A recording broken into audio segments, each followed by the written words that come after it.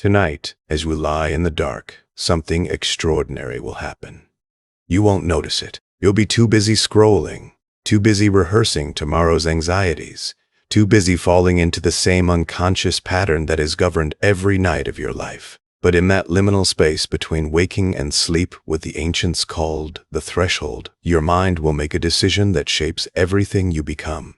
It will either surrender to the chaos of the day, or it will begin to build the person you are meant to be. Carl Jung understood this threshold better than perhaps anyone in the history of psychology. He spent his life mapping the territory of the unconscious, and he discovered something that should have changed everything about how we live. The last thoughts you entertain before sleep are not passive. They are architectural. They are the blueprint your unconscious works from during the 8 hours you're defenseless.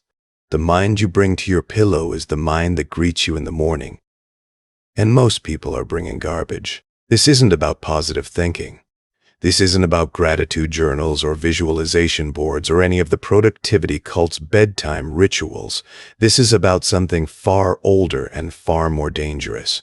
This is about confronting the parts of yourself that you have spent your entire daylight hours avoiding and bringing them into the one conversation that actually matters. The conversation with your own soul.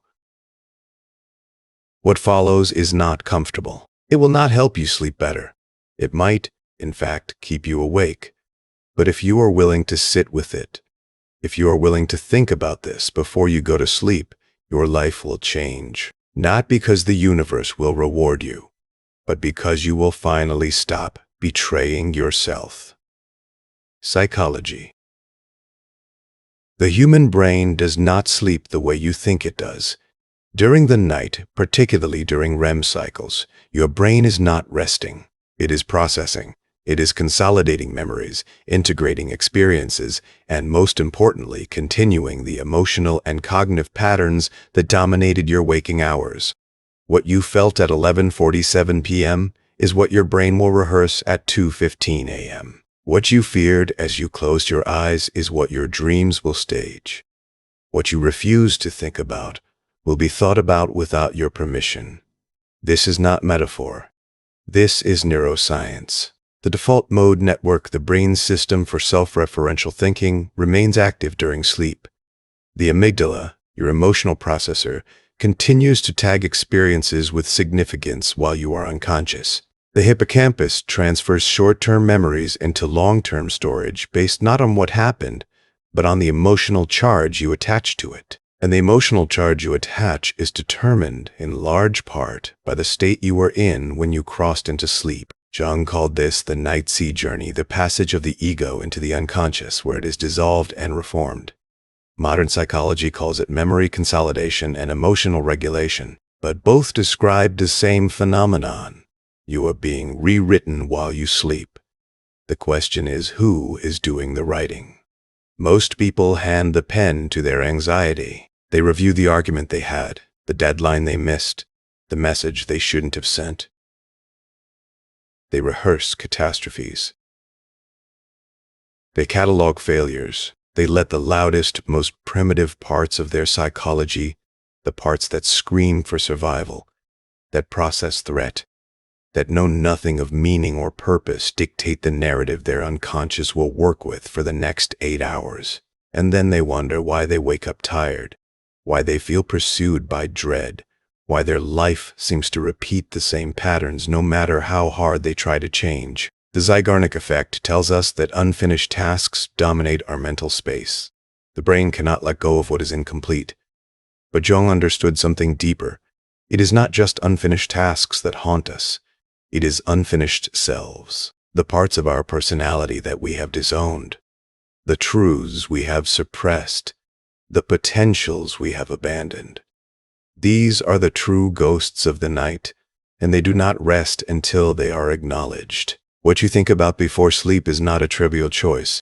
It is the single most important psychological decision you make each day, because it determines which version of you will be reinforced, which patterns will be strengthened, which fears will be amplified, and which possibilities buried under the noise of daily survival will finally be given the attention they need to grow. Philosophy. There is a concept in ancient philosophy that modern life has almost entirely destroyed. Examine the evening examination, not the anxious review of what went wrong, but the deliberate, structured confrontation with how you lived. The Stoics practiced it. The monastics preserved it. Jung rediscovered it in the depths of his own analysis and made it the foundation of his therapeutic method. The examen is not about self-improvement. It is about self-encounter. It is the practice of asking before sleep, not what did I accomplish, but who did I become? Not did I succeed, but was I real? This distinction matters because the first question keeps you on the treadmill of achievement. The second question asks whether you were even running in your own direction. Jung believed that the goal of human life was not happiness, but individuation, the process of becoming the specific, unique person you were meant to be, distinct from the collective expectations that have shaped you. This is not a comfortable process. It requires encountering what he called the shadow, the parts of yourself that you have denied, repressed, or never developed. The aggression you pretend you don't have. The creativity you were told was impractical. The vulnerability you learned to hide. The ambition you were shamed for. The night is the shadow's natural habitat.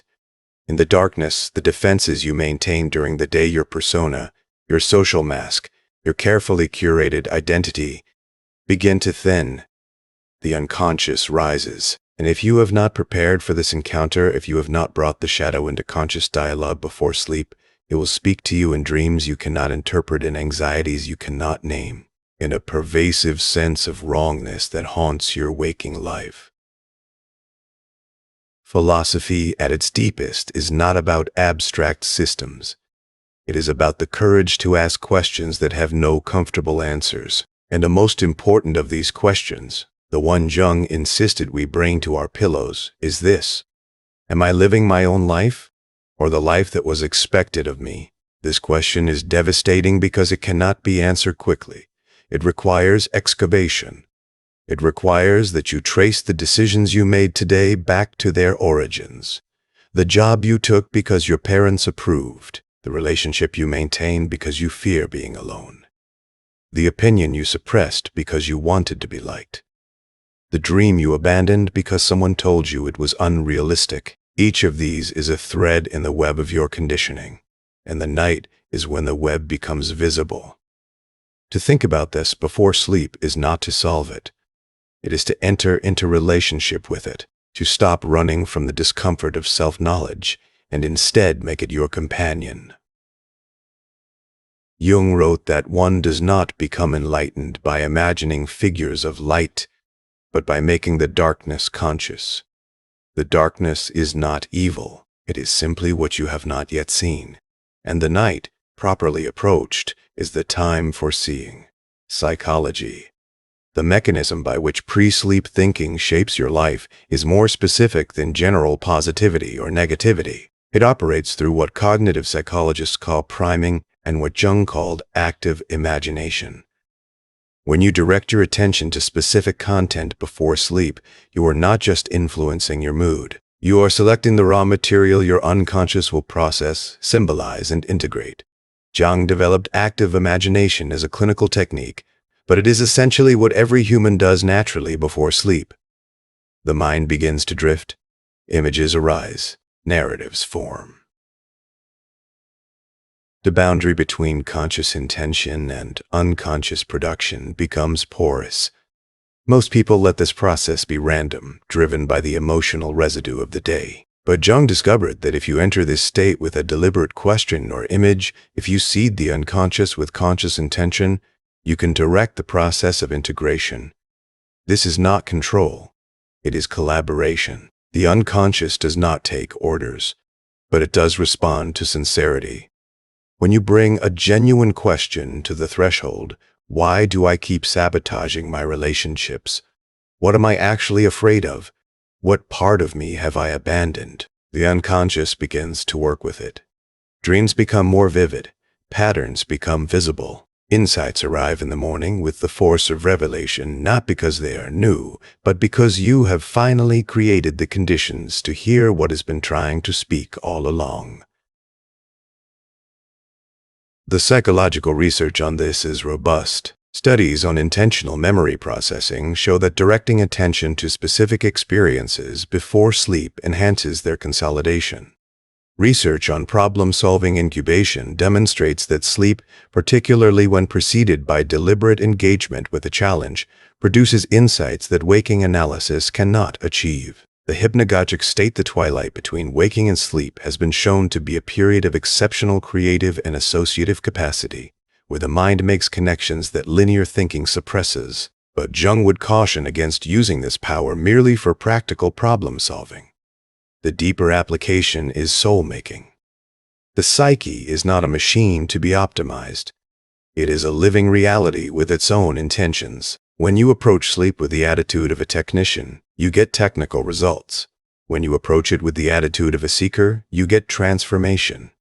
The specific practice Jung recommended was simple in structure but demanding in execution. Before sleep, review the day not as a series of events, but as a field of meaning. Where did you feel most alive? Where did you feel most dead? Where did you act from authenticity, and where from pretense? What emerged from your unconscious that you ignored or suppressed? Bring these observations to the threshold without judgment. Simply see them, acknowledge them, and then pose a question, not to your conscious mind, which has already exhausted its answers, but to the deeper self that will work while you sleep. This is not prayer, though it resembles it. It is not meditation, though it requires attention. It is a specific psychological operation, the deliberate establishment of communication between the ego and the unconscious. And it works not because of magic, but because you are finally using your mind the way it was designed to be used, as an integrated whole, not a divided battlefield. Philosophy. There is a terror at the heart of this practice that most people will do anything to avoid. The terror is not of the dark. It is of what the dark reveals. When you stop distracting yourself before sleep, when you put down the phone, turn off the noise, and actually face your own mind, you encounter something that consumer culture has spent billions to protect you from. The fact that you are temporary. Jung was deeply influenced by existential philosophy, particularly the recognition that human consciousness is the only thing in nature that knows it will end. This knowledge is not a burden to be solved. It is a condition to be inhabited, and the night, when the world recedes and only your thoughts remain, is when this condition becomes undeniable. Most bedtime rituals are elaborate defenses against this recognition. The scrolling, the streaming, the planning, the worrying, these are all ways of keeping the mind occupied so that it does not have to confront the fundamental question, what does it mean that I exist, and that I will cease to exist? Jung's answer to this question was not the denial of death, but the pursuit of meaning. He believed that the psyche is naturally oriented toward purpose, toward the creation of significance, toward what he called the transcendent function, the capacity of the human mind to hold opposites in tension until a third thing emerges: life and death, conscious and unconscious, individual and collective. These are not problems to be solved, but tensions to be lived. And the night is the natural time for this living. The philosopher Martin Heidegger, writing in the same tradition, distinguished between authentic and inauthentic existence. Inauthentic existence is the life of the they, the anonymous crowd, the conventional expectations, the unexamined assumptions. Authentic existence is the life in which you confront your own finitude and choose your path in full awareness of it. Jung's evening practice is essentially a technology for authentic existence. By bringing the unexamined to consciousness before sleep, you refuse to let the they dictate your dreams. You reclaim the night for your own becoming. But authenticity has a cost. The cost is the loss of the comfortable narratives that have organized your life. When you ask before sleep whether you are living your own life, you risk the answer, no, I am not. And this answer, if truly heard, cannot be unheard. It becomes a demand. It becomes the beginning of a change that will disrupt relationships, careers, identities, and everything you have built on the foundation of not knowing. This is why most people prefer to fall asleep unconsciously. The conscious descent into sleep is a small death, and like all deaths, it requires surrender. But it is also a small rebirth. Each night, if approached with intention, is a practice in letting go of the old self and trusting the emergence of the new. The philosopher Heraclitus said that you cannot step into the same river twice. Jung would add, you cannot fall into the same sleep twice. Each night is a unique crossing, and what you bring to the crossing determines what you find on the other side. The ultimate philosophical question, then, is not what you think about before sleep, but whether you are willing to think at all. Whether you are willing to trade the anesthesia of distraction for the clarity of encounter. Whether you are willing to be changed by what the night reveals. This is the wager of the examined life, and it is made anew every evening. Psychology. The changes that result from this practice do not arrive dramatically. They accumulate. They operate below the threshold of conscious detection until one day you wake up and realize that you are different, that your reactions are slower, more considered, that your fears are visible, manageable, that your desires are clearer, less driven by compensation, that your life has begun to move in a direction that feels, for the first time, like your own. Jung called this the transcendent function, the process by which the tension between conscious and unconscious produces a third thing, a new attitude, a transformed personality. It is not achieved through willpower. It is achieved through relationship. The relationship between the ego, which thinks it knows what it wants, and the self, which knows what the soul needs.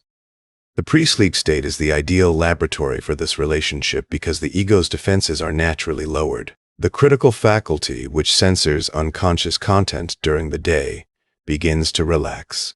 The boundaries between what you permit yourself to think and what actually exists in your psyche become permeable. If you approach this state with hostility, if you try to suppress what arises or judge it or force it into your preferred narrative, you create resistance. The unconscious withdraws. The dreams become flat.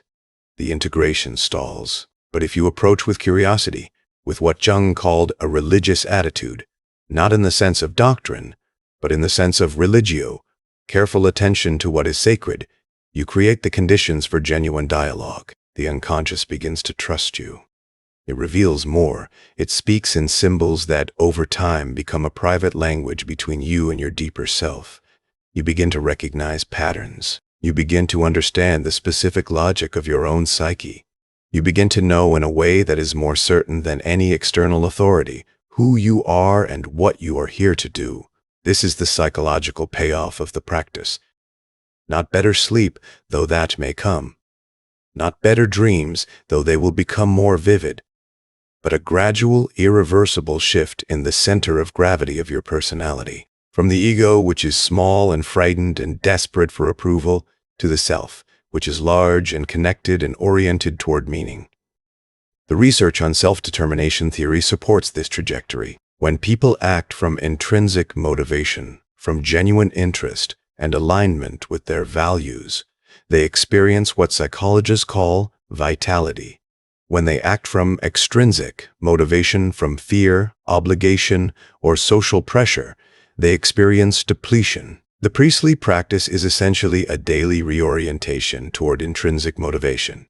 By reviewing the day for moments of authenticity and asking the unconscious for guidance, you strengthen the neural pathways that connect you to your own values. Over time, this makes inauthentic action feel increasingly uncomfortable until you simply stop doing it. The change is not that you become someone new. The change is that you stop being someone else. You stop performing the roles that were assigned to you. You stop chasing the goals that were never yours. You stop living in the they and begin living in the I. And this, Jung believed, is the only genuine cure for the neurosis of modern life. The sense that something is fundamentally wrong, even when everything appears to be right. Philosophy. There is a final philosophical layer to this practice that Jung touched on but did not fully develop. It is the recognition that the night is not just personal, it is cosmic. When you lie in the dark, you are not just encountering your own unconscious, You are encountering the darkness that precedes and follows all human existence. The night is the original condition. The day is the exception. And in returning to the night with consciousness, you participate in something larger than individual psychology. The philosopher Plotinus wrote that the soul's journey is a return to the One, to descent into darkness that is also an ascent to light. This is not paradox, but pattern. The deepest truths are not illuminated by daylight analysis. They are revealed in the dark, where the mind stops grasping and begins to receive, where the will stops demanding and begins to surrender, where the ego stops performing and begins to dissolve. Jung's concept of the collective unconscious points in this direction. He believed that beneath the personal unconscious of repressed memories and individual experiences lies a deeper stratum of archetypal patterns shared by all humanity. These patterns, the hero, the mother, the wise old man, the shadow, are not learned. They are inherited. They are the psychological equivalent of instinct, the deep structures that shape how all human beings make meaning. When you approach sleep with intention, you are not just working on your personal problems. You are entering into relationship with these ancient patterns. You are asking the collective unconscious to speak through your individual experience. This is why dreams can feel so much larger than daily life. Why a single image can carry the weight of revelation. Why the night can feel like a visit to a place you have always known but never seen. The philosophical implication is that your individual transformation is not merely private. It is a contribution to the collective. Every person who becomes more conscious, more integrated, more authentic, adds that much more clarity to the shared field of human consciousness. Jung believed that the future of humanity depended on enough individuals undertaking the work of individuation, not because they would become leaders or teachers, but because they would stop being unconscious participants in the collective madness. The night is where this work happens. Not in the seminars, not in the books, not in the conversations, however valuable. In the silence, in the dark, in the deliberate, courageous encounter with yourself that you choose to make before you surrender to sleep. This is the ultimate meaning of the practice. It is not self-improvement. It is participation in the evolution of consciousness. It is not personal therapy. It is cosmic responsibility. And it begins every night with a single decision: to face yourself rather than flee, to ask rather than avoid, to bring the darkness into dialogue rather than let it rule by default. Conclusion. Tonight, when you lie down, you will have a choice. It will not feel like a choice. It will feel like habit, like gravity, like the inevitable collapse into unconsciousness that ends every day. But it is a choice, and it is the most important choice you will make. You can bring the day with you the arguments, the anxieties, the endless scroll of content, the performance of a self that is not yours. You can let these be the last things your mind processes, the blueprint your unconscious works from, the pattern that will greet you in the morning. Or you can stop. You can breathe. You can ask the question that Jung spent his life trying to teach us to ask: who am I really, and what am I doing with this temporary, precious existence? You will not get an answer immediately. The unconscious does not respond to demands. It responds to relationship. It responds to the slow, patient, repeated act of showing up at the threshold with sincerity. Night after night, week after week, year after year, until the question becomes not something you ask, but something you are. Until the encounter with yourself becomes as natural as breathing, your life will change. Not because the universe will rearrange itself for you, but because you will stop rearranging yourself for the universe. You will stop performing. You will stop accommodating.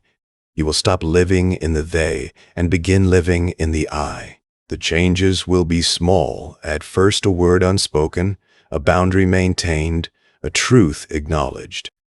But they will accumulate. They will compound. They will become the architecture of a life that is unmistakably, irreplaceably yours. Jung wrote that the privilege of a lifetime is to become who you truly are. This privilege is not given, it is practiced, and a practice begins every night, in the dark, with the decision to think about this before you go to sleep. So think about it, not once, every night, until thinking becomes being, until the night becomes your ally, until you wake up one morning and realize that you have changed and that the change is real and that it is yours. The threshold is waiting. The unconscious is listening. The only question is whether you will show up. Tonight, show up